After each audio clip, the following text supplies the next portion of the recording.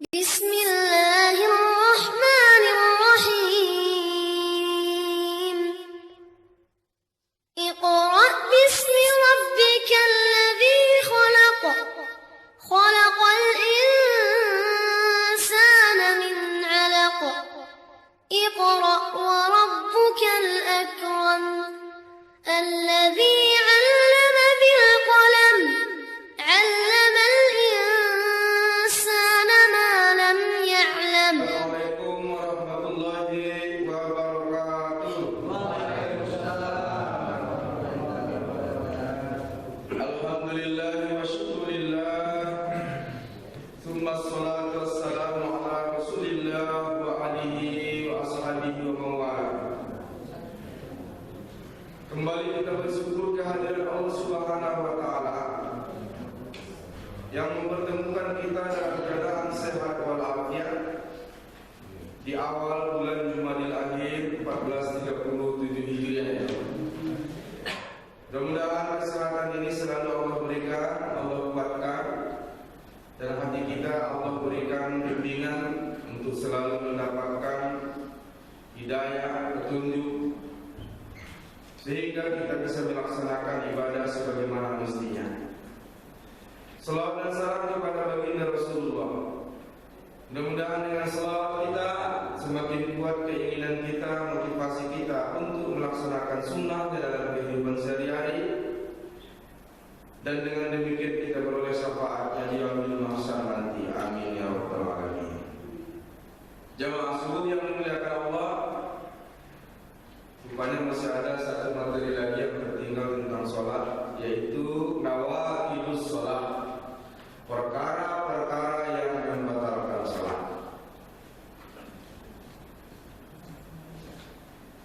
Kita langsung saja. Al-mubtilatus sholat, atau perkara yang membatalkan sholat. Pertama dan kedua, al-aklu wasyurbu amdan, makan dan minum disengaja. Ada kalimat disengaja. Qala Ibnul Munzir, ajma'a ahlul ilmi ala anna man akala aw syariba fi salatil fardhi amidan anna alaihi i'adah. Para ulama bersepakat bahwasanya makan dan minum disengaja ini membatalkan salat. Kata Ibnu Munzir, siapa saja yang makan atau minum dalam salat fardu dalam keadaan sengaja, maka dia wajib mengulangi salatnya. Qalat Syafi'iyyah wal Hanabilah, menurut pendapat mazhab Syafi'iyah dan Hanabilah, la tubtilu shalah bil akli aw syurbi nasiyan aw jahilan. Tidak batal salat makan dan minum karena lupa atau karena belum tahu ilmunya. Disengaja dia makan, tapi tak tahu dia membatalkan salat itu karena belum nyampe ilmunya. Gak batal salatnya kalau memang dia tidak tahu. Wa kadzalika kana bainal isnani dunal fasma fabatala. Begitupun kalau ada tersisa makanan di gigi. Biasa kan belum gosok giginya kita sholat, tiba-tiba lagi sholat lidah main sendiri, mencari-cari, nyongkel-nyongkel, ketahuan ada di sela-sela gigi sisa-sisa makanan. Dunal hasma fabatala. Ya, bukan karena sengaja, karena lapar atau karena apa ya, karena sudah dicongkel-congkel sama lidah, tertelan. Maka yang seperti ini tidak membatalkan sholat. Tapi sebaiknya kalau kita sudah mulai sholat lalu kemudian ada terasa makanan di mulut, kita pun biasanya kan otomatis lidah mencari-cari, nyongkel-nyongkel. Jadi kalau sudah sadar demikian, jangan ditelan, ditahan aja, dibuang ke sebelah kiri. Karena Nabi pun menunda pada saat sholat ke sebelah kiri. Tapi itu pada dasarnya beliau teringat sesuatu, goda ada setan, maka beliau menunda ke sebelah sebelah kiri. Nah, jadi kalau ada sesuatu di mulut kita dan kita sadar bahwa ini bahaya ini makanan sisa-sisa tadi, apa pelan-pelan buang ke kaki sebelah kiri. Tapi kalau berjemaah Ustaz maksudnya. Iya, makanya jangan jauh-jauh kali. Jangan kena orang, kan? Nah, tapi jangan ditelan. Tapi kalau di mulut, ya gerakan apa? Tangan kita mungkin sedang diumpat, ya kan? Ya, sebaik mungkin jangan ada gerakan tambahan, kecuali refleks, ya. Kecuali refleks. Jadi boleh menurut Syafi'iyah dan Hanabilah makanan yang tersisa di mulut itu kalau kebetulan boleh, tidak membatalkan sholat. Nah, kalau kacang goreng macam mana ya? Mesti dikunyah dulu, nggak mungkin langsung telan. Nah, jadi kerjaan juga. Jadi makan minum disengaja ini dalam konteks betul-betul disengaja, ya, betul-betul disengaja. Ini jarang yang terjadi. Kemudian yang selanjutnya al-kalamu amdan fi ghairi maslahatis shalah. Berbicara dengan sengaja bukan ada urusannya dengan sholat. Berbicara dengan sengaja yang tidak ada urusannya dengan sholat. Ada berbicara disengaja ada urusan dengan sholat, ada. Di saat imam lupa, makmum berbicara. Apa ucapannya? Subhanallah. Itu berbicara itu. Sebetulnya bukan bacaan sholat ya. Dia bukan bacaan sholat, tapi ada hubungannya dengan sholat. Jadi subhanallah. Berbicara lain walaupun ada hubungannya yang tidak ada kedudukan tidak boleh. Misalnya Allah Akbar. Lihat kiri kanan kita masih jamaah, tapi udah tahlil. Kita mau merapakannya bagaimana? Kita sendiri yang merapat. Gak usah suruh-suruh, rapat. Batal. Kita yang rapatkan. Otomatis kalau ada orang yang bergeser di samping kita pun ikut bergeser. Jadi jangan berbicara kecuali ada petunjuknya tentang pembicaraan itu, walaupun urusan sholat. Fa'an Zaid bin Arqam qala kunna natakallam fi shalah yukallimu ar-rajulu minna sahibahu wa huwa ila jambihi fi shalah hatta nazala wa kunu lillahi qanitin. Nah, rupanya dulu sahabat-sahabat dulu sebelum turun ayat ini dalam surah Al-Baqarah 238, hafizu 'alas shalah was shalawatil wusta wa qulu lillahi qanitin. Peliharalah salatmu, terutama salat wusta, dan benar-benarlah kalian berdiri kepada Allah dalam keadaan tunduk, taat, patuh, khusyuk. Sebelum turun ayat ini dulu, sahabat juga kalau sholat, ada mereka bicara juga ke sampingnya tentang sesuatu yang penting dalam sholat itu. Mungkin tadi geser dikit, rapatkan dikit, kakimu terlalu rapat, mungkin begitu. Kami kata sahabat dulu bicara juga dalam sholat sebelum turun ayat ini. Maka turunlah ayat ini, Al-Baqarah 238. Peliharalah sholat kalian, terutama sholat wusta, dan berdirilah kalian dalam keadaan sholat dalam keadaan khusyuk, fokus. Tak boleh lagi berbicara dengan kiri kanan. Nah, karena dulu belum turun perintah boleh. Karena sudah turun larangan dan perintah, maka tidak boleh. Jadi batal salat kalau sengaja berbicara dengan kiri kanan di luar ketentuan pembicaraan yang dicontohkan Rasulullah SAW. Dari dalam ayat ini, salat wusta itu beberapa mufassir mengatakan yang dimaksud adalah salat asar. Peliharalah salat kalian wassalawatil wusta, terutama salat wusta yang dimaksud salat asar. Kenapa salat asar? Ini sholat yang sering lalai lupa atau dilambat-lambatkan. Ya karena lagi enak-enaknya itu beraktivitas yang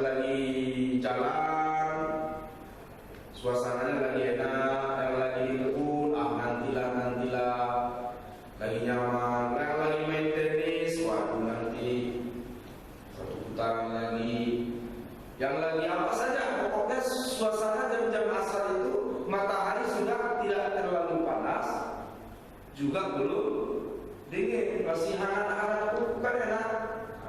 Jadi orang suka melambat-lambatkan sholat asar. Ini sebagian mufassir mengatakan ada penekanan kepada sholat asar supaya dilaksanakan tepat pada waktunya di awal waktu. Tapi yang kita lihat di sini adalah ujungnya, wa qumu lillahi qanitin, berdirilah menghadap Allah, yaitu sholat dalam keadaan tunduk patuh taat dan khusyuk. Fokus kepada Allah, jangan berbicara. Wa Ibnu Mas'ud qala kunna naslamu ala Nabi sallallahu alaihi wasallam. Kami dulu mengucap salam kepada Nabi sallallahu alaihi wasallam. Wa huwa fi shalah, padahal dia sedang salat, fa yuraddu alaina. Nabi menjawab salam kami. Falam marja'na min indin najasi salimna alaihi falam yarid alaina faqulna ya Rasulullah kunna naslamu alaika bis shalah wa turaddu alaina. Waktu dulu kami mengucap salam kepadamu waktu salat, engkau menjawab salam kami. Faqala inna bis sholati la sagola. Maka jawab Rasulullah sallallahu alaihi wasallam, sesungguhnya di dalam salat ada kesibukan. Jadi dulu Rasulullah pernah menjawab salam sahabat waktu itu beliau salat. Tapi setelah mereka kembali dari Najasyi, maksudnya seorang raja Najasyi yang dulu pernah Nabi Sallallahu Alaihi Wasallam hijrah ke sana pertama kali sebelum hijrah ke Madinah. Nah, jadi sesudah peristiwa itu, sesudah turun ayat tadi, maka Nabi pun tidak mau lagi menjawab salam dalam sholat. Awalnya dulu Nabi kalau lagi sholat diucapkan assalamualaikum, dia jawab. Sesudah turun ayat di atas, atau sesudah masa Najasyi meninggal, maka Nabi tidak mau lagi menjawab salam dalam sholat. Apa hubungannya? Karena turunnya ayat itu pada saat Raja Najasyi sesudah meninggal dunia. Jadi jamaah muliakan Allah Subhanahu wa taala, walaupun dulu pernah sahabat berbicara dalam sholat, tidak jadi dalil bolehnya dalam sholat berbicara, karena kemudian turun ayat yang melarang. Kalau dulu pernah Nabi menjawab salam dalam sholat, bukan dari Nabi berarti boleh menjawab dalam sholat, karena sudah turun ayat yang melarangnya. Jadi tidak boleh lagi, walaupun pernah dilakukan Nabi. Jadi kalau salam saja tidak boleh, konon pembicaraan lain. Selanjutnya, fa'in takallama jahilan bil hukmi aw nasiyan, apabila seseorang berbicara dalam sholat karena dia tak tahu hukumnya, aw nasiyan, atau dia lupa, fas sholatun shahihatun, maka sholatnya sah karena lupa atau karena tak tahu hukum. Fa'an Muawiyah bin Hakam as-Salami qala bainama ana usalli ma'a Rasulillah iza absara rajulun minal qawmi faqultu yarhamukallah. Kata Muawiyah, pada saat itu saya sedang sholat bersama Nabi, tiba-tiba ada orang batu bersin. Kan kalau bersin ada ucapannya, ya kan? Yarhamukallah. Dijawab lagi sama yang bersin, yahdikumullah. Kalau kita yang mendengar orang bersin dibaca yarhamukallah. Dijawab lagi sama orang yang bersin itu apa? Yahdikumullah. Pertama yang bersin itu mengucapkan alhamdulillah, baru dijawab sama yang benar yarhamukallah. Dikembalikan dari sama yang bersin yahdikumullah. Jangan jawab lagi, nanti tidak selesai. Udah. Jadi rupanya sahabat spontanitas pada saat ada yang bersin dalam barisan saf, yarhamukallah kata sahabat.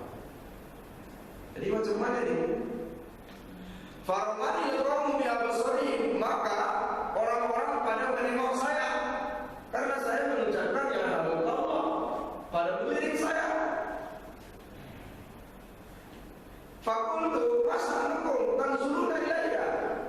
Lalu saya jawab, loh, kenapa kau nengok-nengok? Kenapa kalian tengok-nengok saya? Kalau kata orang Medan, makan mulai. Ada apa rupanya? Faja'alu yadribuna bi aydihim ala akhazim falamma ra'aytuhum yasundunani. Maka mereka pun kemudian menepuk-nepukkan tangan ke paha mereka. Ini gaya tubuh, bahasa tubuh bahwa mereka tidak suka.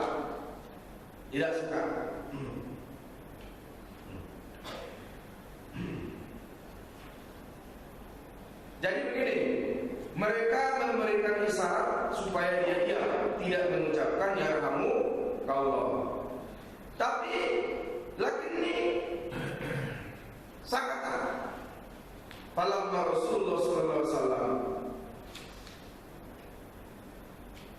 Fabi abi wa ummi ma ra'aytu mu'alliman qablahu wa la ba'dahu ahsana ta'liman minhu fa wallahi ma qaharani wa la darabani wa la syatamani wa la inna hadhihi shalah la yaslihu fiha syai'un min kalamin nas innama hiya tasbih wa takbir wa qira'atul Qur'an wa Ahmad, Muslim, Abu Daud dan Nasai. Jadi orang-orang pada menengok saya lalu mereka memukul-mukul pahanya, ini isyarat mereka tak suka. Jadi Rasul pun kalau marah dia memukul-mukul pahanya. Jadi ini kebiasaan mereka. Kalau tak suka dengan sesuatu begini. Kalau kita di Indonesia ini bahasa tubuh kita apa? Atau begini. Kalau lagi kesal atau lagi kecewa, kita tepuk jidat. Itu bahasa kan? Artinya dia sedang kesal atau dia sedang kecewa atau dia tidak menyangka. Kalau Nabi lagi kesal dia begitu tepuk. Ingat hadis dulu, Nabi membangunkan Ali ke rumahnya untuk sholat malam. Masih ingat hadisnya? Bab sholat malam. Nabi membangunkan menantunya sekaligus anaknya. Ali, bangun. Sholat malam kata Rasulullah. Ini yang punya menantu tidak ada belum? Tidak ada yang punya menantu. Yang pernah membangunkan menantu maksudnya untuk sholat malam. Jadi Nabi kok nggak membangunkan putrinya aja? Iya, kalau sudah menikah, putri kita sudah menjadi tanggung jawab suami. Jadi kalau kita mau menegur putri kita, tegur dulu suaminya. Jadi Nabi membangunkan Ali untuk sholat malam. Apa kata Ali? Maksudnya Ali ini mungkin malas atau bagaimana? Nah ini peristiwa manusiawi kan? Apa katanya? Ya Rasulullah, kalau Allah hendak membangunkan saya, dia pasti sudah membangunkan saya. Kalau Allah berkehendak saya bangun untuk sholat, dia pasti sudah membangunkan saya dan menunjuki saya untuk sholat. Nah, ini sebetulnya jawaban yang agak melawan ya. Tapi betul jawaban itu. Cuma pada saat itu kan Ali udah bangun, apa salahnya? Iya Rasulullah, baik kan gitu. Kan udah bangun jadi. Ibu kalau benar itu anak udah bangun belum? Tak perlu dia jawab itu. Kalau dia bilang udah, ya karena dia bangun makanya bisa bilang udah. Atau kalau dia bilang belum, mana yang benar? Anak dibangunin, udah bangun belum? Mana yang benar? Bangun belum? Bangun. Makanya ada satu teka-teki. Apa pertanyaan yang dijawab betul atau tidak, belum atau sudah, pasti jawabannya benar. Udah bangun belum? Dia bilang belum. Jawabannya sudah bangun belum? Nah, misalnya tadi mendengar jawaban Ali tadi, dia pulang balik kanan dengan menepuk pak. Ini lagi gambaran dalam hadis bagaimana orang Arab mengekspresikan ketidaksukaannya. Mereka menepuk-nepuk paha. Jadi jangan dilihat ini sunnahnya. Sunnahnya adalah kita bangunkan menantu, sesudah dibangunkan dia bangun atau tidak, kita pergi tepuk-tepuk paha. Ini salah. Walaupun dalilnya jelas, tapi itu ekspresi tubuh kekecewaan. Jadi sama dengan hadis ini. Dia mendengar orang bersin, lalu dia jawab ya rahmatullah. Sahabat pada melirik ke dia karena dia masih mengucapkan ya rahmatullah, maka sahabat menepuk pahanya. Pertanda tidak suka atau pertanda dia jangan lagi berbicara. Maka selesai sholat, saya pun takut kalau bakal dimarah Rasulullah. Khawatir dia bakal dimarah Rasulullah. Ternyata demi Allah, dialah guru yang terbaik katanya. Kenapa? Dia tidak memarahi saya. Dia tidak menyindir-nyindir saya. Dia tidak memukul saya. Hanya saja Nabi berkata dengan bahasa yang halus, sesungguhnya sholat ini, sholat yang tidak boleh terjadi padanya perkataan manusia. Maksudnya kecuali yang diajarkan Allah dan Rasulnya. Sesungguhnya sholat ini hanya boleh mengucap tasbih, takbir, dan bacaan Al-Quran. Nabi pun sebetulnya melarang, tapi dengan gaya bahasa yang halus. Sholat ini lain kali, kalaupun ada sesuatu, ucapkanlah tasbih. Makanya kalau kita ingin menegur imam, caranya dengan mengucapkan subhanallah. Bagi perempuan, menepuk punggung tangan. Sebatas terdengar, jangan pula usahakan biar terdengar. Sebab biasanya kalau punggung tangan ditepuk nggak terlalu kuat kan. Tapi kalau ini yang ditepuk kan bisa kuat. Udah sebatas yang terdengar. Kalau tak terdengar juga sama imam, masih lanjut imamnya salah, ibu putuskan. Kalau yang salah fardu atau rukun, batal sholat.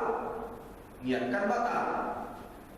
Itu yang disebut dengan membatalkan sholat berjamaah, tapi tetap masih ikut sholat berjamaah. Yang batal cuma hati. Gerakannya ikuti sampai salah, tapi dari tadi hati kita sudah berpisah. Itu caranya. Kalau ini yang kita tegur ini perkara yang sunnah, bukan rukun, dan imamnya tetap lanjut karena dia tidak dengar atau karena dia tidak tahu cara memperbaikinya, dia lanjut, nggak usah batalkan dalam hati, ikuti aja terus. Karena yang sunnah tidak membatalkan sholat. Contoh, imam buka baca kunut, yang biasanya di masjid kita ini ada bacaan kunut, ditegur.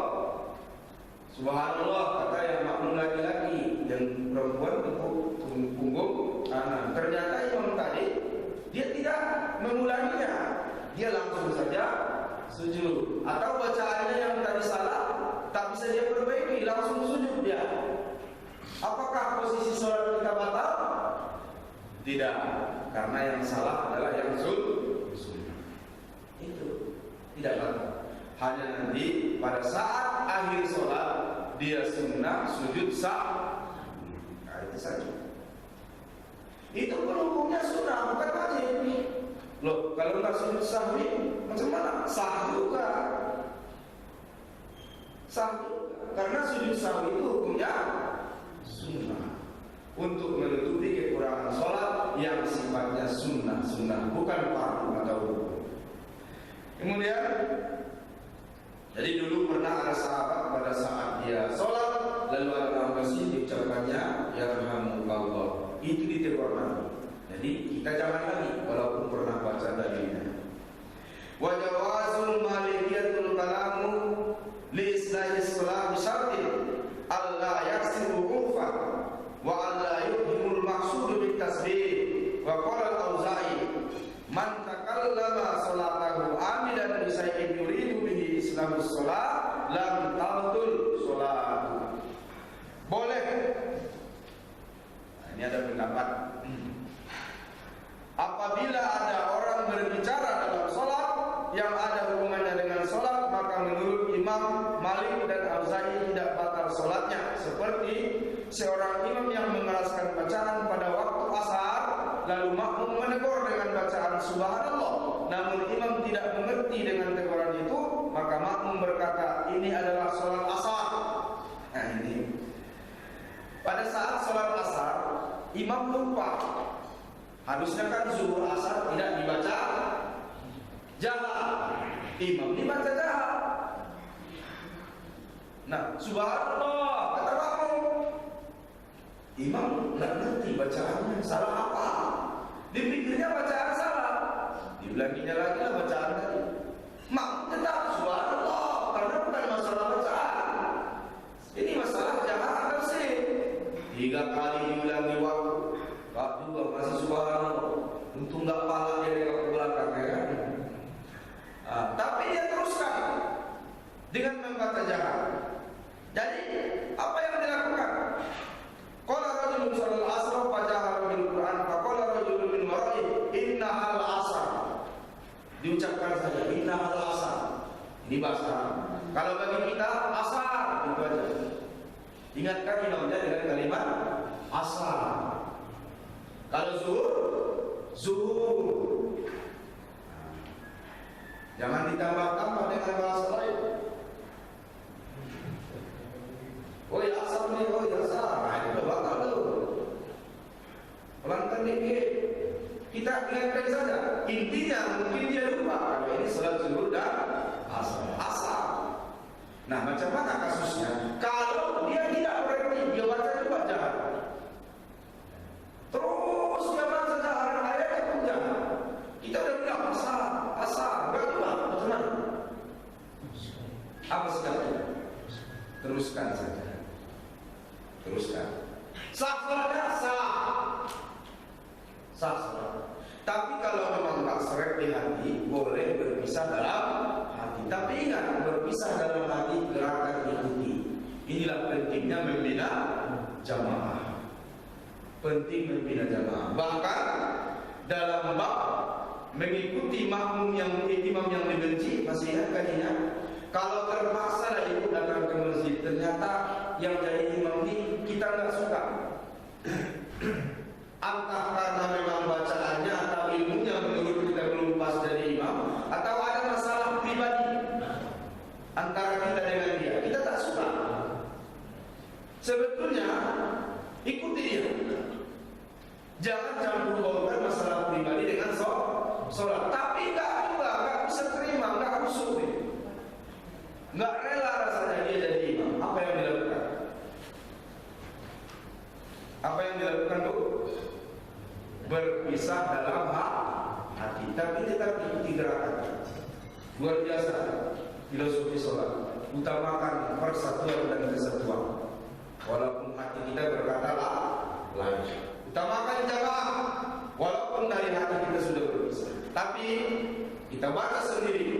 Sudah selesai kita al-Fatihah, sudah selesai ayat. Karena dia belum ruku, jangan ruku. Supaya tetap berjamaah. Begitu dia ruku, baru kita ruku.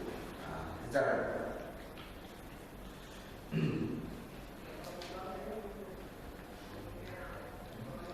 Jadi kalau sudah dikatakan asal, dia masih lanjut, atau dia tiba-tiba teringat, lalu dia pelankan lagi bacaannya, kalimat tadi lam tubtilu sholat, tidak membatalkan sholatnya, tidak membatalkan sholat. Ini ada kejadian, sholat Jumat. Ini nyata. Si imam mungkin dari tadi sudah disiap-siapkannya ayatnya. Ini ayat apa yang saya baca habis sholat Jumat. Jadi pas rakaat pertama lancar imam, dia baca al-Fatihah, dia baca ayat. Pada rakaat kedua terbalik, dia baca ayat dulu, belum baca al-Fatihah. Jadi makmum subhanallah, imam berhenti. Makmum bingung nih, ini mau diajarkan tapi dia nggak salah bacaannya. Jadi makmum dia baca, dia kalau bacaannya makmum subhanallah, karena nggak diluruskan bacaannya. Harusnya kalau sudah subhanallah, alhamdulillahirabbil alamin.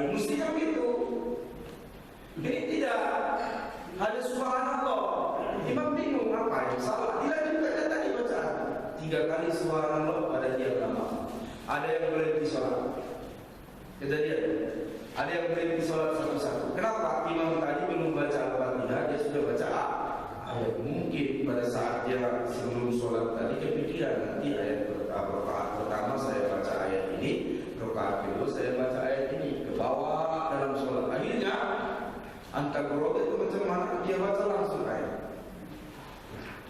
Lama-lama imam disadar kalau dia belum baca Al-Fatihah, maka sesudah ayat dia bacalah Al-Fatihah. Tambah banyak lagi yang lari dari sholat keluar. Nah, sesudah Al-Fatihah, imam tadi nggak baca ayat lagi, langsung ruku. Langsung ruku, ribut di belakang. Tambah lagi yang kedua sholat. Ini kejadian sholat Jumat. Selesai sholat pada ribut. Sah nggak sholat Jumat kita tadi? Karena imam duluan baca ayat baru Al-Fatihah, dan sesudah Al-Fatihah dia nggak baca ayat lagi. Ribut. Sampailah para ulama cerita ini. Apa katanya? Salah satunya Ustaz Yasin Hafiz Yasin mengatakan sebetulnya walaupun tertibnya pada saat itu salah, yang mestinya Al-Fatihah didahulukan baru ayat, karena lupa imamnya ayat dulu baru Al-Fatihah, sah sholatnya. Cuma mestinya yang terbaik sesudah Al-Fatihah dia baca, walaupun terlanjur sudah dibaca di awal ayat, dia baca ayat lagi. Walaupun di awal sudah terlanjur dia baca ayat, sesudah dia Al-Fatihah dia baca ayat lagi. Karena sunnahnya baca ayat sesudah Al-Fatihah. Tapi karena dia tidak baca ayat, maka tidak mendapat pahala sunnah membaca ayat. Itu saja. Jadi tetap sah sholat. Nah, jadi banyak kejadian sebetulnya. Banyak kejadian. Saya pernah sholat subuh. Nah, ini kejadian sama saya. Memimpin ibu-ibu pengajian, selesainya pas zuhur, kan biasa begitu. Jadi ujungnya pengajian itu sholat berjamaah. Saya Allahu Akbar, langsung baca Al-Fatihah bersama.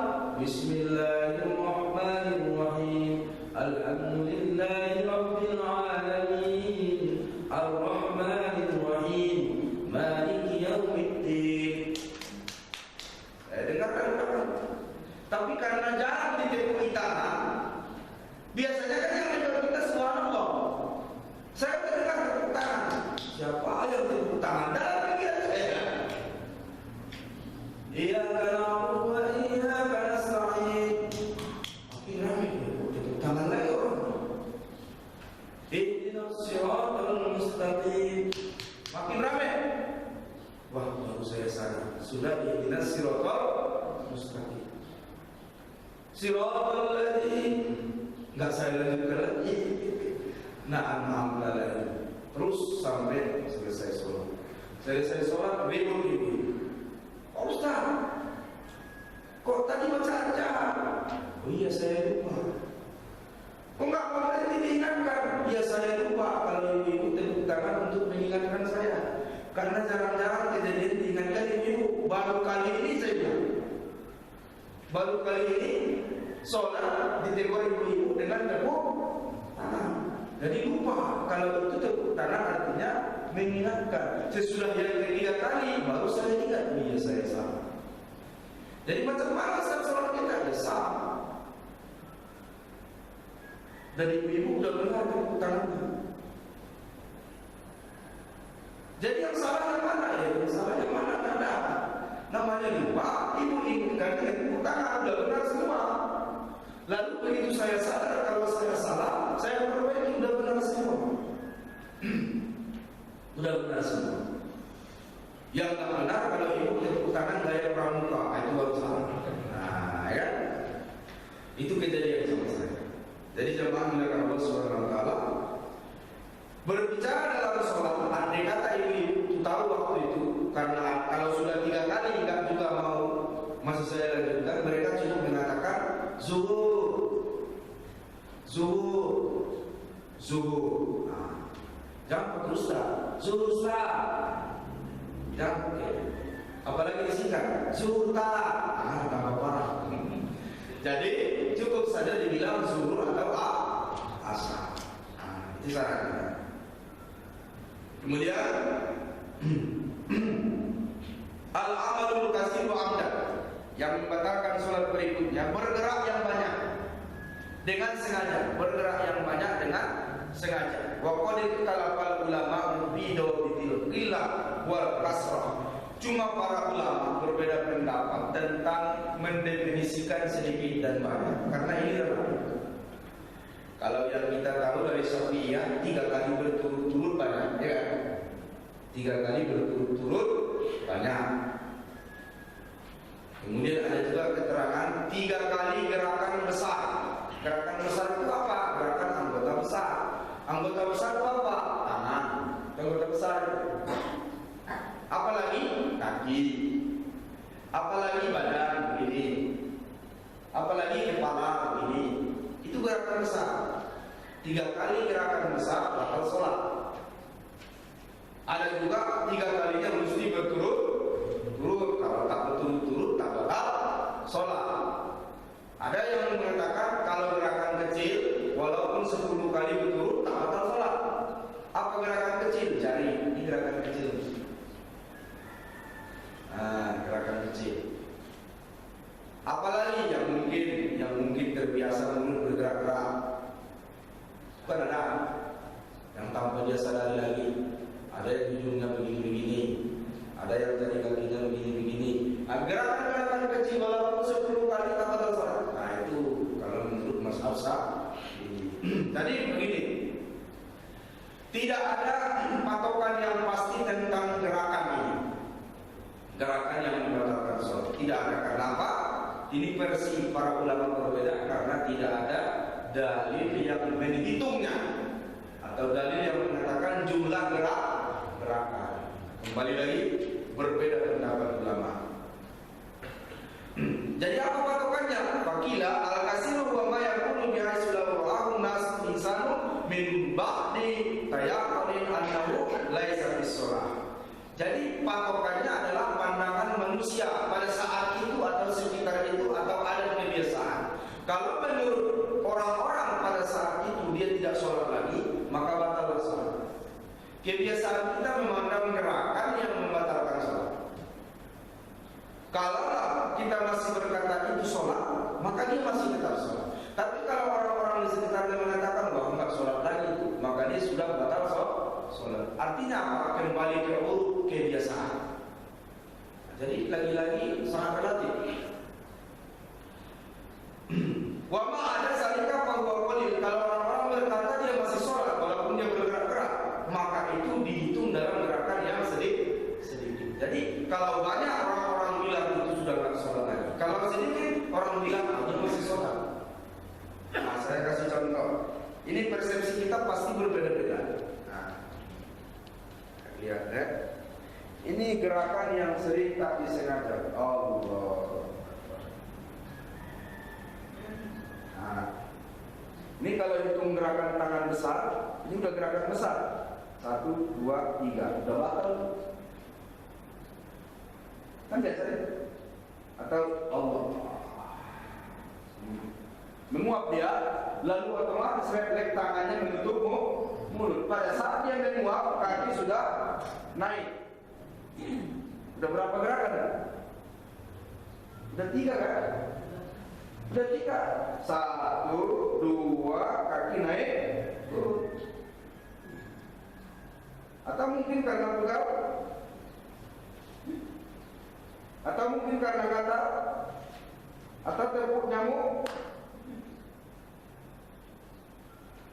Ini yang pasti gerakan refleks tubuh yang tidak disengaja. Tapi kalau saya mau bercanda dengan teman walaupun ini gerakan kecil. Nah sekarang pertanyaan saya, kalau kita kembali kepada kebiasaan setempat, bagaimana orang-orang memandang kita? Allah. Menurut jamaah saya masih sholat gerakan kecil. Kalau menurut jamaah nggak sholat lagi, berarti itu sudah dihitung gerakan. Jadi kembali lagi, kebiasaan. Tidak ada patokan berapa kali gerakan yang pasti pasti membatalkan sholat. Wakila ada juga yang berkata, huwa ma yahilu lin-nasi anna fa'ilahu laysa fi shalah, sama juga. Kalau para orang-orang yang melihat mengatakan, oh ini enggak sholat lagi kalau ini, batal sholatnya. Wa qala Nawawi, kata Imam Nawawi, innal ladzi laysa min jinsi shalah in kana katsiran abtaluha bila hilafin wa in kana qalilan lam tabtulha bila hilafin. Kata Imam Nawawi, ini yang paling berat. Pokoknya apapun gerakannya, kalau gerakan itu yang sifatnya kecil atau besar tidak ada hubungannya dengan gerakan sholat, dan pada umumnya orang berkata dia tidak sholat lagi, maka dia pun tidak sholat lagi. Ya, jadi masalah kecil besarnya gerakan, banyak tidaknya gerakan, itu tidak terlihat dari dalil yang jelas. Artinya tidak ada hadis yang pas mengatakan sekian kali, sekian gerakan, tidak. Maka oleh karena itu, sedikit atau banyaknya, yang pasti apakah gerakan itu masih dalam sholat atau keluar dari sholat. Kalau misalnya gerakan ini sudah keluar dari sholat, ada sesuatu yang terjadi, dia bergeser mengambilnya. Saya yakin kita semua sepakat kalau dia sudah keluar dari sholat. Atau ada orang buka apa, assalamualaikum, dia bergeser ke belakang, mundur bukain pintu.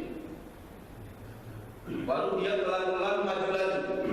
Walaupun dia sengaja, dia buat kan begini. Kalau mau menghindari 3 kali berturut kan gampang aja, ya kan? Assalamualaikum. Ini yang datang berdua nih, anjing mati, bahaya ini kan. Dia telepon aja mesti pakai lampu, ya kan. Jadi 1, 2, ini kan nggak turun jadinya kan. 3, 4, pokoknya nggak turun nih.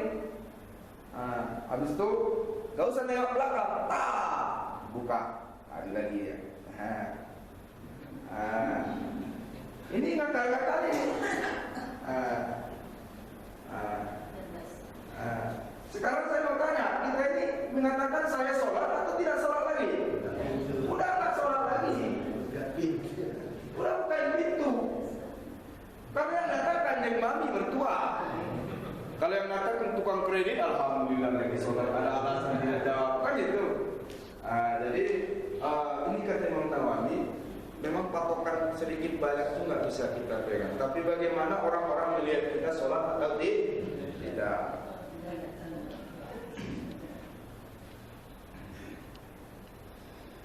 Jadi ar-ruju'u fihi ilal adat. Kembalinya patokannya adalah adat, kebiasaan, bagaimana orang melihat kita. Maka disinilah berlaku kaidah al-hukmul al-adatul muhakkamah. Adat itu bisa menjadi salah satu instrumen pembentuk hukum. Adat bisa menjadi salah satu instrumen pembentuk hukum. Wadafa ma rawada zalikal bisok fi saudi qala summa ittafaqal ashabu ala anna al-kasir innama yuridu iza tawalla fa in tafarraqa bi anna khata'a khutwatan summa sakata zamana summa khata'a ukhra aw khutwatain summa khutwatain bainahuma zaman lam yadur bila, kecuali ada pengecualian nih. Membuang dahak. Membuang dahak ini memang gerakan di luar sholat. Ini yang saya katakan tadi. Kalau terjadi ada dahak, gimana? Ditelan gigi, mau dibuang kiri kanan, gimana? Kalau memang lagi berjamaah tak bisa. Tapi andai kata kita sholat sendiri, boleh membuang ke sebelah kiri. Karena berjamaah di masjid ini nggak mungkin, bakal mengganggu. Yaudahlah, selesaikan sendiri lah, nggak usah bilang sama yang lain, ya kan? Apapun keputusannya telan sendiri. Jadi ini ada pengecualian. Walaupun sengaja kita menoleh ke kiri. Yang kedua, bisa juga katanya untuk menghindari banyaknya perbuatan pergerakan itu kita melangkah satu langkah, atau 2 langkah, 2 langkah. Baru dia diam sebentar, baru melangkah lagi dengan langkah yang lain. Lalu diam lagi, dia melangkah lagi dengan langkah yang lain. Mau 10 langkah pun itu tidak termasuk banyak. Ini kalau hitungannya. Tapi kalau tadi sudah jelas perbuatan saya melangkah itu untuk membuka pintu. Kemudian kalau fa'amal harakatul khafifah katahrikil asabi la tubtil. Adapun gerakan ringan seperti menggerakkan jari-jari tidak membatalkan. Wa ikasrat tawaliyatan la yukrah. Walaupun banyak gerakannya dan berturut-turut, tapi gerakan ini dimakruhkan. Ini kata baru nampar nyamuk, ya. Jadi kalau sebatas ini yang bergerak masih ringan ini, ya, nampar nyamuk. Tuh, ya, belum batal tuh. Kecuali udah nampar gini mati, masuk mulut, batal tuh. Jangan. Kemudian tarku ruknan aw syartan amdan, meninggalkan rukun atau syaratnya dengan sengaja. Wa biduni uzur, bukan karena uzur. Wa yarul hanafiyah wal hanabilah annahu yubahu lahu qadrus shalah law khafa ya'malullah walau kana qalilan aw lighairi aw khafat aw ta'allama waladuha minal buka aw faral qadar aw harabat dabatah wa nahwa zalik. Meninggalkan rukun dengan sengaja. Kalau meninggalkan rukun dengan sengaja batal sholat. Al-Fatihah tinggal batal sholat. Ruku tinggal batal sholat. Saya ulangi lagi, yang menjadi rukun dalam rukunya bacaannya apa gerakannya? Ayo, gerakan. Sekali lagi, yang menjadi rukun di dalam ruku maupun sujud maupun tidak adalah gerakan. Ya. Bacaannya posisinya sunnah. Jadi kalau ada orang baru masuk Islam belum ngerti apa-apa, jangan bilang oh belajar dulu, belum sah sholatmu, jangan gitu. Suruh dia sholat, walaupun cuma gerak. Macam mana Al-Fatihah? Dia belum menghafalkan rukun apa yang dia hafal. Kalau baru bisa bilang Bismillah, udah Bismillah aja. Kalau baru bisa mengatakan Allah, ya udah Allah aja. Bahkan belum bisa apa-apa, udah ikuti aja. Kalau dia berimam, kalau dia sendiri, apa yang bisa? Allah. Ya itulah. Semenjak dia sadar, dia sudah wajib sholat. Nah, itu caranya. Jangan disuruh belajar sholat dulu. Ini kan kemarin begitu. Ada anggota masuk Islam, saya sadarkan. Datanglah jemaah mengajari dia. Nah, biasa kan semangat semua mengajari ya kan. Jadi saya biarkan aja. Alhamdulillah banyak yang peduli kan gitu. Saya diam aja di belakang. Saya dengar jemaah mulai doktrin dia luar biasa. Mulai saat ini Pak ya. Namanya Albert. Sesudah masuk Islam saya ganti namanya Ibrahim. Pak Ibrahim. Mulai hari ini Bapak sudah wajib sholat. Biar Bapak tahu ya, sholat itu begini. Sebelum sholat bersuci dulu Pak Ibrahim. Bersuci itu tidak sembarangan. Mulai bagaimana cara beristinja, cara buang air, mulai diajarkannya cara buang air, duduknya begini, mendakinya begini, bacaannya begini, mesti diurut 3 kali. Kalau laki-laki ya, diurut 3 kali sampai bersih. Kalau kita buang air dikorek sedikit masuk ke dalam jari supaya yakin kita keluar semua kotoran. Masya Allah saya tarik pasir dulu sini. Bapak udah lama Islam, dia baru kali ini saya bilang jangan begitu. Ya namanya orang baru masuk ya makhluk ada ya Pak. Tapi dalam hati kan pasti protes. Bapak berantai. Tahan semangat Bapak dulu saya tahu Bapak tuh niat baik, tahan semangat. Tunggu sebulan 2 bulan Bapak, kita ajari dia. Nah, jadi jangan terlalu semangat. Bingung nanti dia. Terakhir saya bilang Pak, apa yang Bapak pilih sekarang? Aku bisa baca Bismillah. Udah. kalau mestinya bismillah cuci. Nanti kalau mengambil wudhu bismillah, cuci muka, cuci tangan, cuci telinga, cuci kaki. Cuci segera wudhu, cuci telinga, cuci kaki. Nanti takbir Allahu Akbar bismillah, dia gerakan bismillah. Bisa Pak. Langsung sholat. Memang begitu. Jadi ini kalau rukun yang ditinggalkan batal sholat. Tapi kalau memang bukan karena meninggalkan, hanya karena belum baca Al-Fatihah, belum bisa baca Al-Fatihah, baca apa saja yang bisa, tak membatalkan sholat. Nah itu dia. Kemudian menurut pendapat Hanafiyah dan Hanabilah, boleh membatalkan atau memutuskan sholat kalau takut atau khawatir kehilangan harta benda. Boleh membatalkan sholat kalau takut atau khawatir kehilangan harta benda. Walau karena qalilan, walaupun harta itu sedikit, auligori atau sebab lain, al-khawfan, atau karena ada kekhawatiran, ketakutan terjadi sesuatu. Al-ta'allama waladaha minal buka, atau dia menduga-duga anak yang sedang menangis. Atau lupa mematikan tungku api di bagi ibu.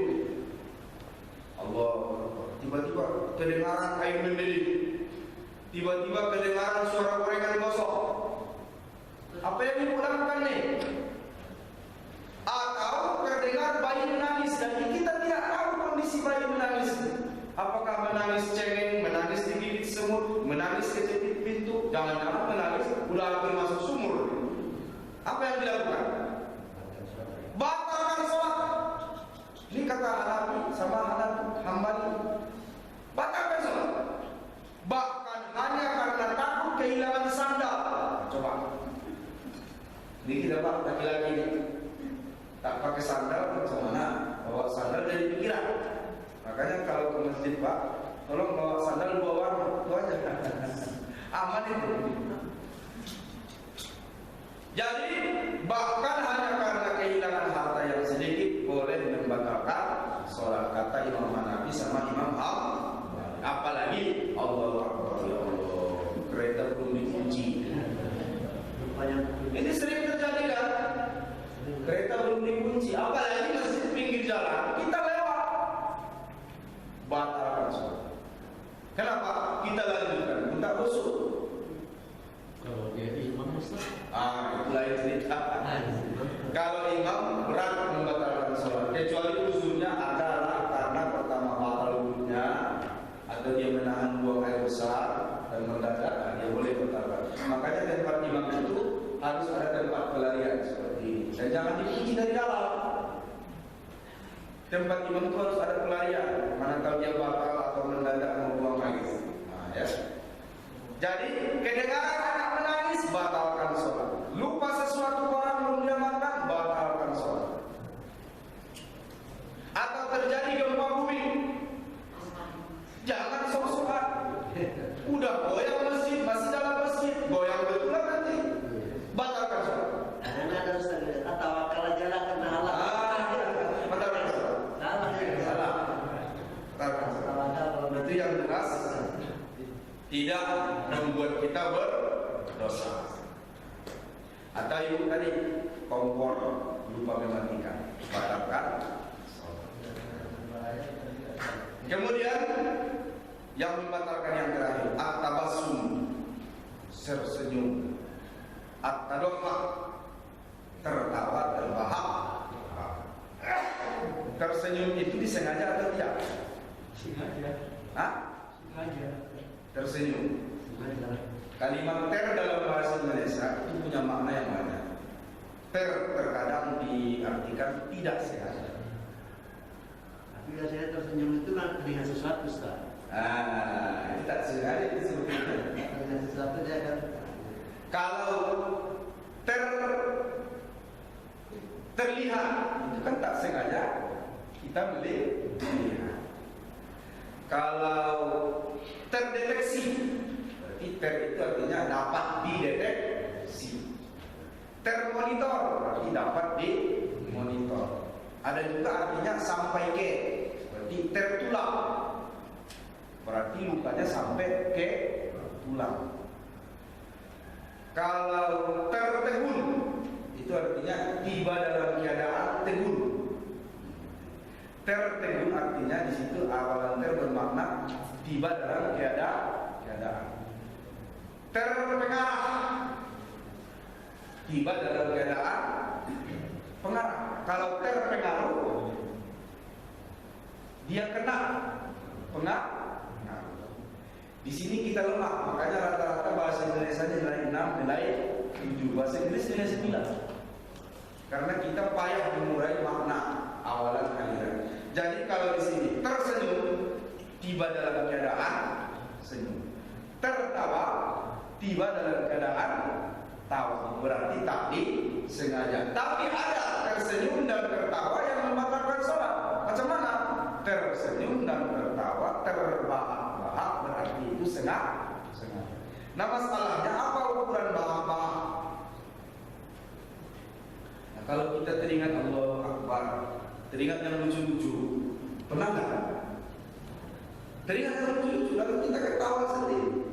Dan memang dalam sholat berapa kali ketawa, yang nggak lucu kali itu ketawa, ya kan? Bacaan salah ketawa, gerakan salah ketawa. Apa ukurannya ini terbahak-bahak? Wa inna walam yakwa ala dafi fala tuhi. Kalau ada orang teringat sesuatu, lalu dia tersenyum atau dia tertawa dan dia tidak sanggup menolaknya, karena ini spontan, gerakan dari dalam. Fala tuhi sholat, maka tidak batal sholat. Ini yang saya katakan tadi, ter itu artinya tidak sengaja. Kalau dalam keadaan tersenyum, tertawa, tiba dalam keadaan senyum, tiba dalam keadaan tawa, karena mungkin memori kita berjalan, tidak kurang lusuh. Teringat sesuatu yang lucu, kita tersenyum dan tertawa, tidak batal sholat. Ingkana yasir, waktu tidak ingkana kasirot. Tapi, tadi kalau tersenyum dan tertawanya masih ditahan sedikit, belum batal sholat. Tapi kalau tertawanya sudah banyak,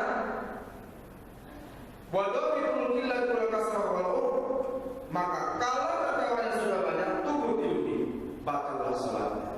Cuma masalahnya, lagi-lagi definisi sedikit dan banyak ini tidak ada. Bagaimana tertawa yang banyak, bagaimana tertawa yang sedikit, tak ada. Kembali lagi ke kebiasaan. Nah, kabur lagi. Kalau kebiasaan, berarti kembali lagi persepsi orang sekitar. Dia ini tertawanya sedikit atau banyak. Bu, kalau ibu tertawa, gerakan-gerakan refleks tubuh ibu apa? Saya tanya khusus perempuan dulu. Gerakan refleks seorang perempuan kalau tertawa apa? Tutup mulut. Beda laki-laki. Laki-laki banyak yang tertawa lupa tutup mulut. Tapi kalau perempuan, hampir setiap perempuan kalau tertawa tutup mulut. Ini fitrah manusia. Gerakan refleks tutup mulut itu dihitung tidak? Sebagai gerakan yang disengaja? Tidak. Ini maksudnya. Kalau kita teringat sesuatu dalam sholat, lalu kita tertawa, kita tersenyum, tapi kita tahan supaya tidak berlebihan, itu masih sah sholat, tidak batal sholat. Tapi kalau sudah lepas tertawanya, sudah sampai berbunyi, nah begini, bagaimana cara membedakan tertawa yang ikhlas dan tertawa yang tidak ikhlas? Ini tadi untuk menandakan tertawa itu sedikit atau banyak. Bagaimana kita melihat bahasa tubuh tertawa itu ikhlas atau dibuat-buat, atau tertawa terpaksa?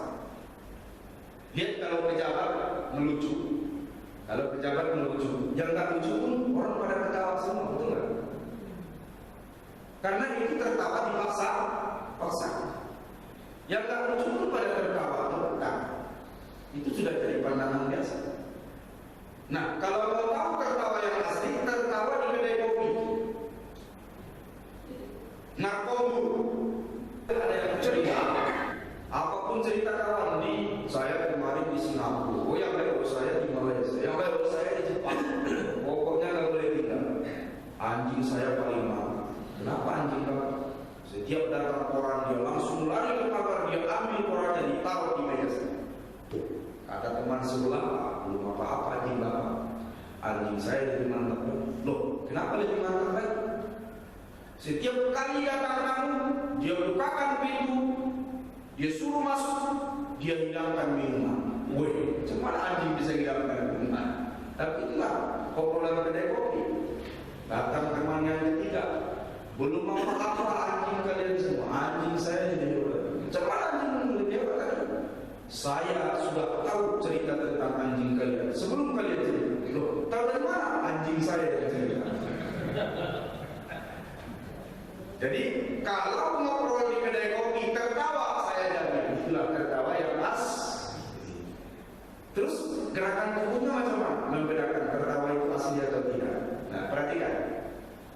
Ini psikolog sudah mengamati. Orang tertawa kalau asli perutnya naik turun. Yang tertawa bukan cuma mulut, tapi perutnya naik turun. Kalau kita tertawa sampai begini-begini, bermain perut asli lagi. Mungkin kalau pikiran saya, yang dikatakan tertawa terbahak-bahak di sini, tertawa terbahak-bahak atau tertawa yang banyak di sini adalah tertawa yang sampai melibatkan aktivitas perut, sampai naik turun badannya, saking hebat tertawa, bergetar perut. Kalau menurut saya mengartikannya tertawa terbahak-bahak yang banyak membatalkan sholat. Bukan dia tahan, bukan dia tutup mulutnya, tapi perutnya bergetar. Itu tertawa betulan. Batal sholat. Itu kembali lagi kepada persepsi masing-masing.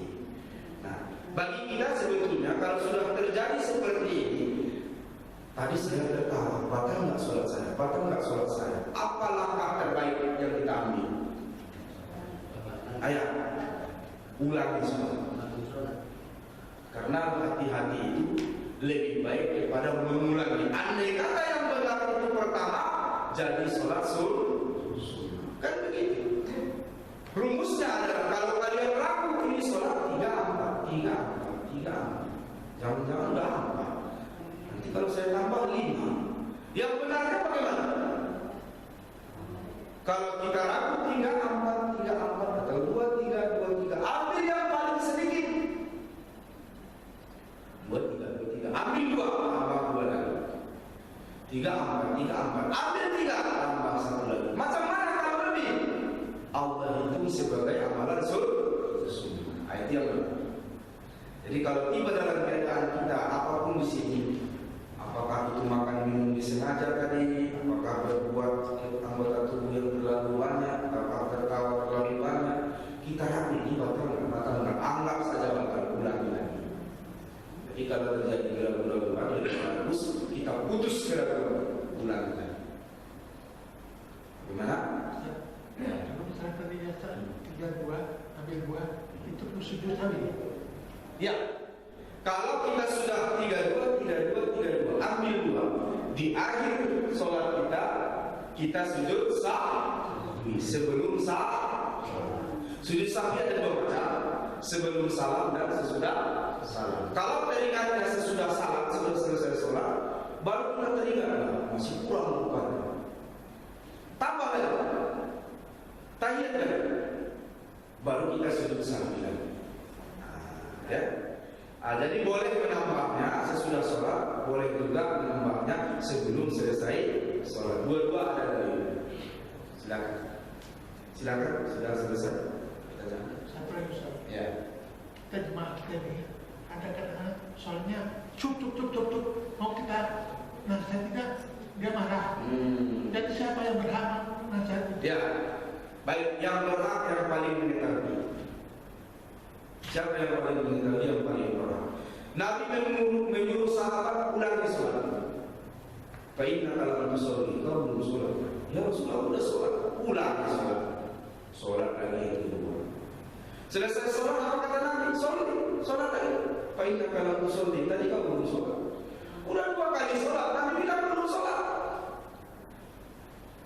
Kenapa ya Rasul? Apa salah saya? Apa kata Rasul? Rukuklah engkau sampai sempurna badanmu, sampai datar punggung. Andai kata ditaruh air gelas di atas punggung tak tumpah. Kemudian berdirilah sampai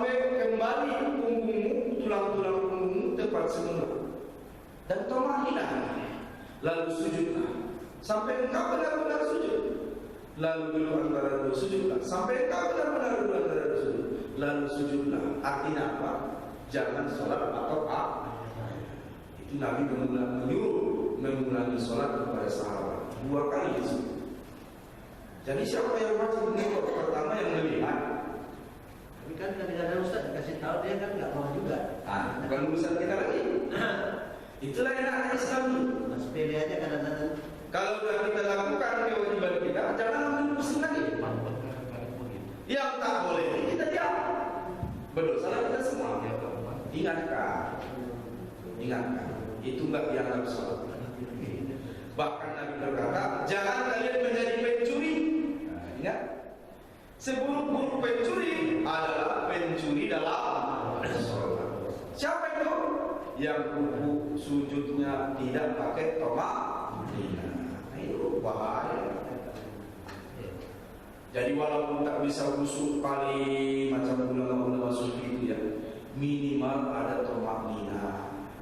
Dibuat bacaan 3 kali sunnah itu supaya tomak nina. Subhanallahil azim wa bihamdi, subhanallahil azim wa bihamdi. Sebetulnya tanpa dibaca sah tidak? Sah. Cuma 1 kali dibaca sah tidak? Sah. Tapi Rasulullah mensunnahkannya, mencontohkannya minimal 3 kali itu supaya tomak nina. Apalagi dengan penghayatan. Subhanallahil azim wa bihamdi, subhanallahil azim wa bihamdi, subhanallahil azim wa bihamdi. Itu saya kira sholatnya 5 menit pun kurang kalau berdoa, ya kan? Kalau dengan penghayatan.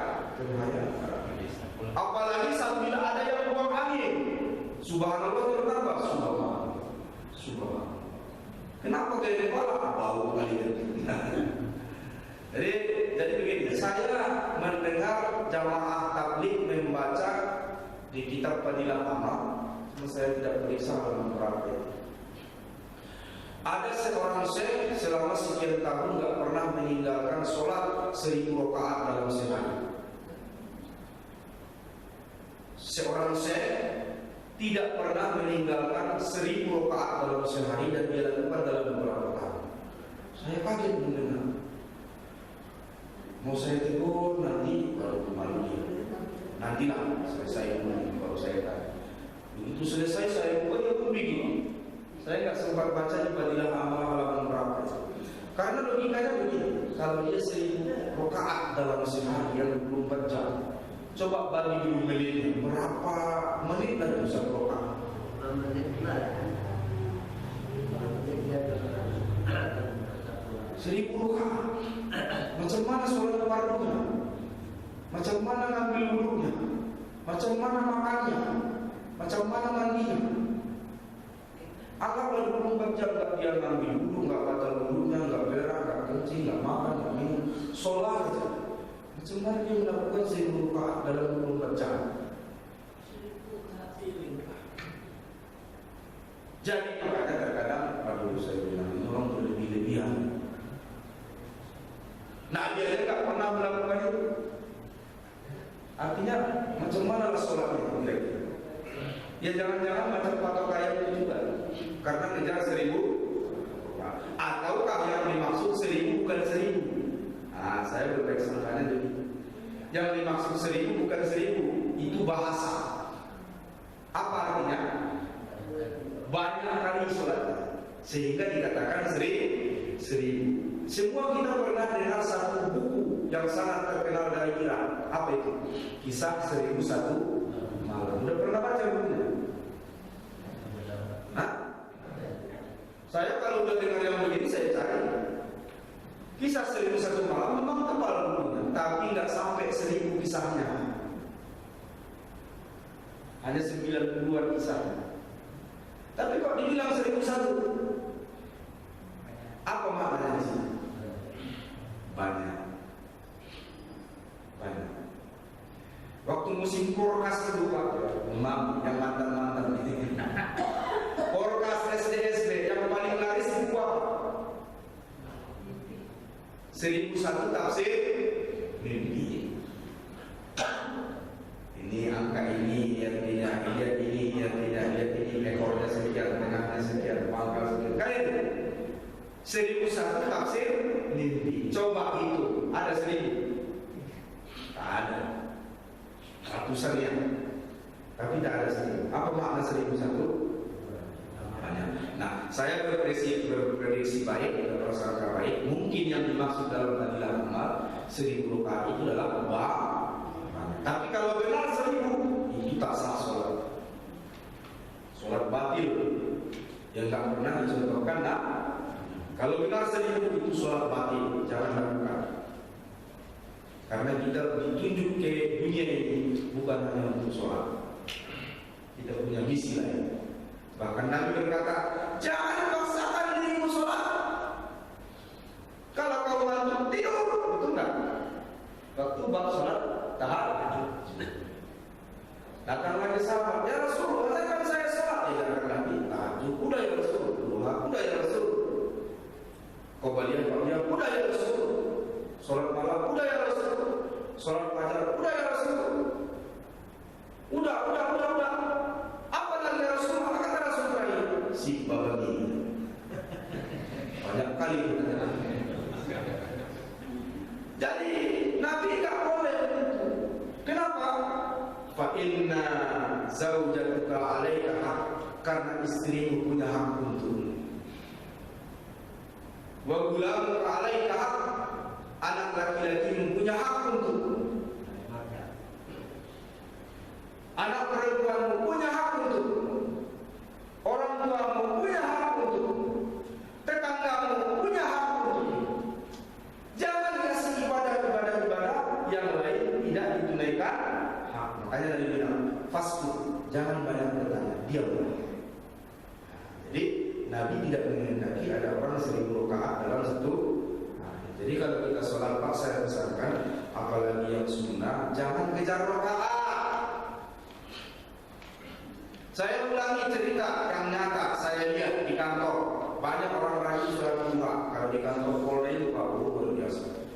Saya bukan membanggakan, carilah masjid yang paling banyak sholat duhanya. Saya yakin di Medan ini nggak bisa menandingi Polres sholat duha.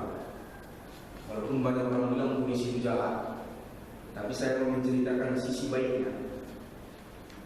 Karena kan semua pasti punya sisi baik, sisi buruk. Datang sekali-sekali antara jam 8 sampai jam 10 di Masjid Al-Hidayah Pura. 200 orang sholat duha itu enggak kurang. Rata-rata dalam sehat. Tapi saya beberapa orang yang sholat duha, ada yang mengejar rakaat. Karena Ustaz bilang sebaik-baik sholat duha 12 rakaat. Sementara dia sadar waktunya singkat. Ada pekerjaan yang mau dikejar, maka dia pun sholat seperti yang Bapak bilang tadi, takut, seperti lagu sepatu kuda. Saya kejar ini, Pak, berapa rakaat sholat? Alhamdulillah 12 rakaat. Wow. Iya Pak, aku cepatkan. Iya, saya ada kerjaan dari dulu. Pada saya Pak, saya 12 rakaat itu bisa nggak dianggap Pak? Loh, kok bisa begitu ya? Karena Nabi menyuruh sahabat, sholat lagi, kau belum sholat. Sholat lagi kau belum sholat. Kenapa? Tolak minahnya enggak, rukuknya enggak pas, sujudnya enggak pas. Nabi bilang, kau tidak sholat.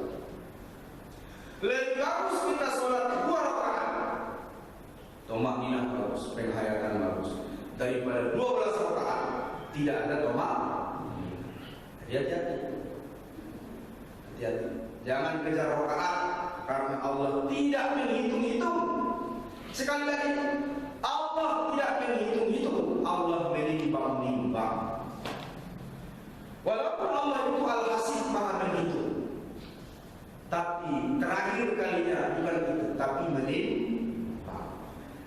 Kalau sudah hitung-hitungan berarti hubungannya dengan jumlah. Tapi kalau sudah timbang-timbangan, hubungannya dengan apa?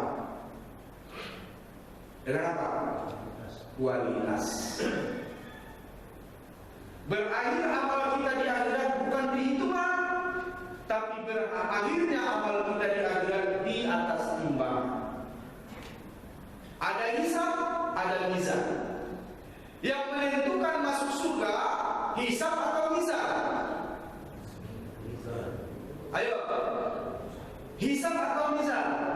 mizan.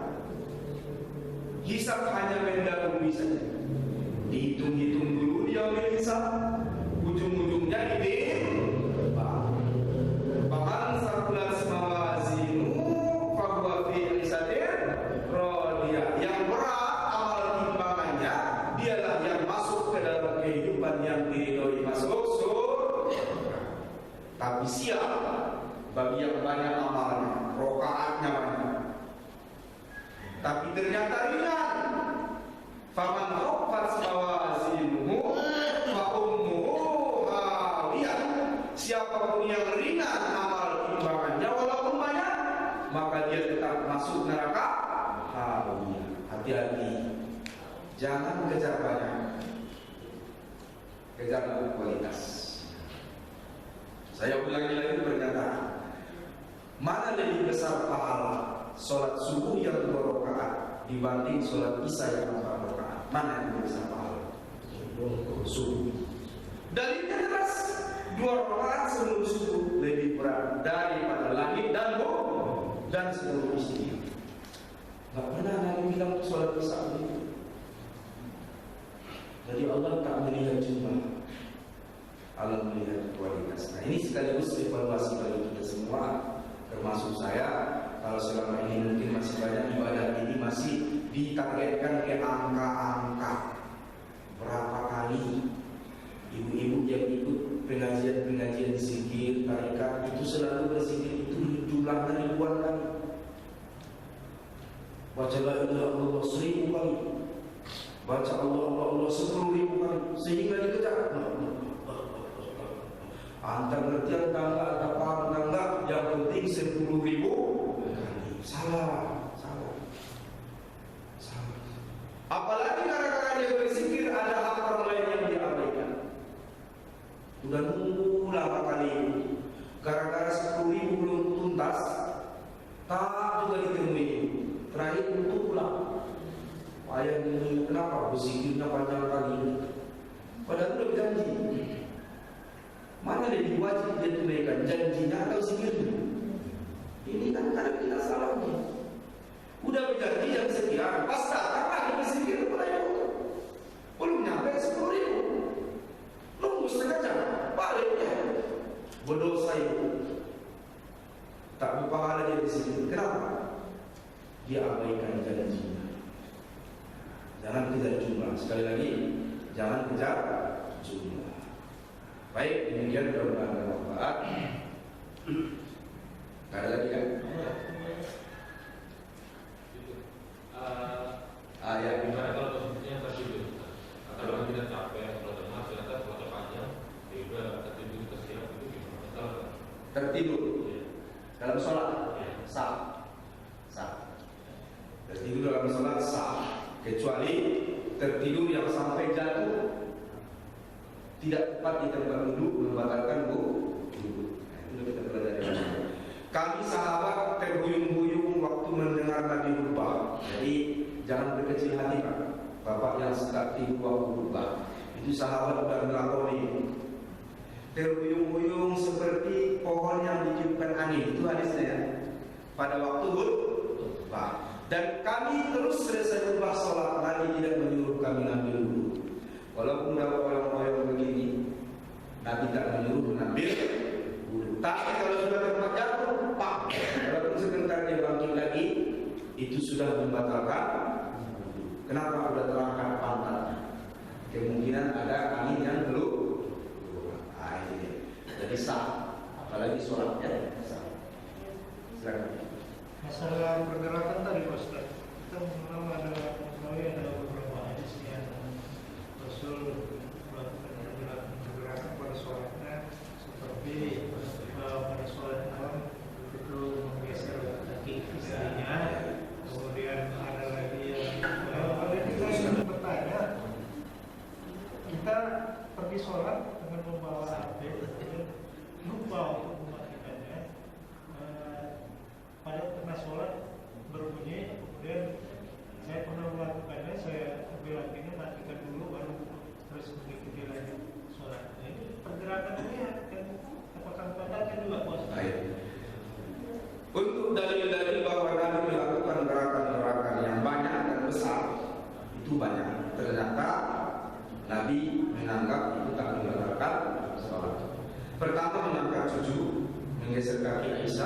meluruskan posisi makmum yang sama. Berdiri laki-laki sebelah kiri dipindahkan Nabi ke sebelah kanan. Berdiri laki-laki di sebelah kiri kanan dipindahkan Nabi dua-duanya ke belakang. Itu dilakukan Nabi dalam sholat. Justru itulah yang menjadi dasar kaki bahwa tidak ada patokan larangan bergerak yang mana yang membatalkan sholat. Tapi tetap disebutkan bergerak yang banyak, yang disengaja, yang bukan gerakan sholat membatalkan sholat. Cuma tidak ada patokan seberapa banyak gerakan itu. Nah, termasuk tadi saya pernah di kantong begini kan, bunyi HP. Saya katakan saya pencet-pencet, yang mana aja pencet mati. Walaupun itu pencet menerima, ya kan?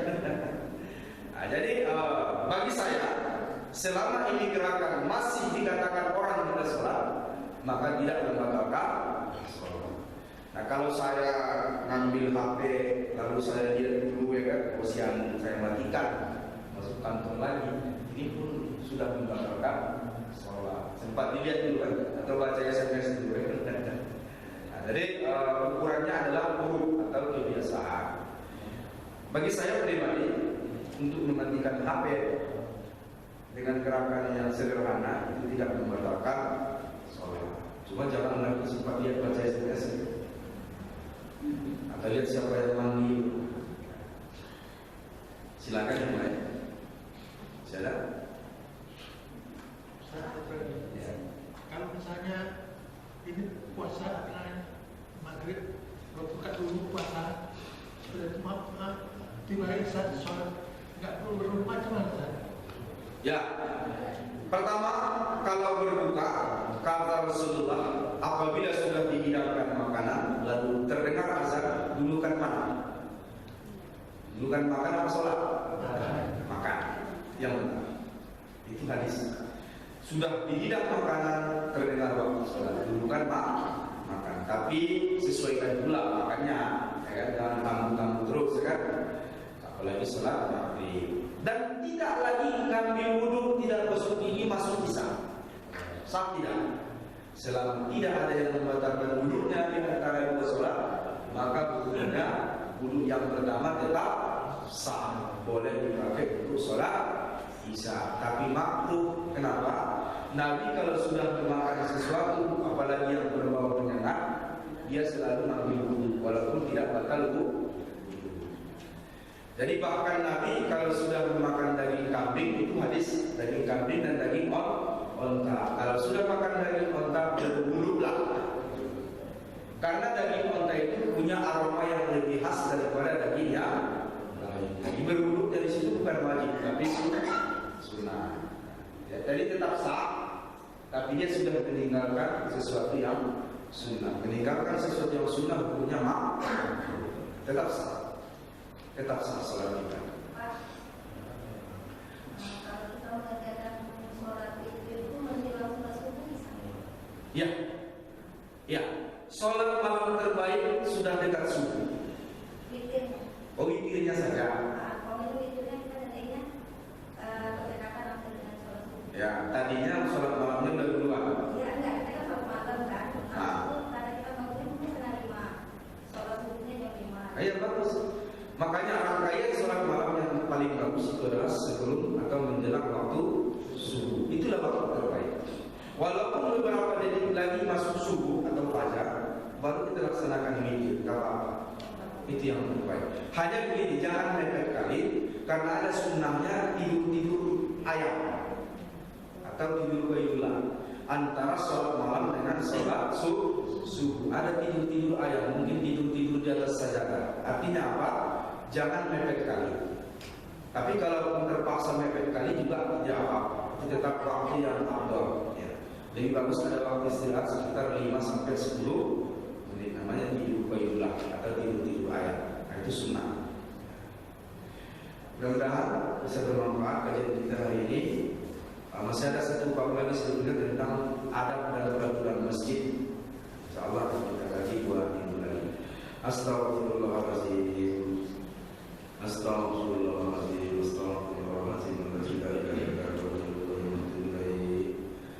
Alhamdulillahirabbil alamin. Allahumma shalli ala Muhammad wa ala Muhammad. Allahumma alimna rusdana wa alimna min salina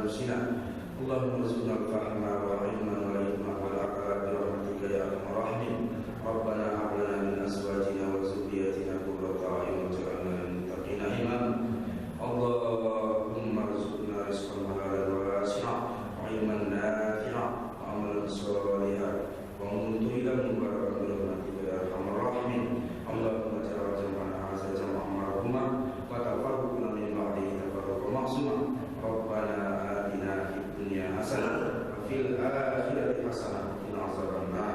Wa sallallahu ala nabiyyina Muhammadin wa alihi washabbihi ajma'in. Walhamdulillahi rabbil alamin. Billahi taufiq wal hidayah. Assalamualaikum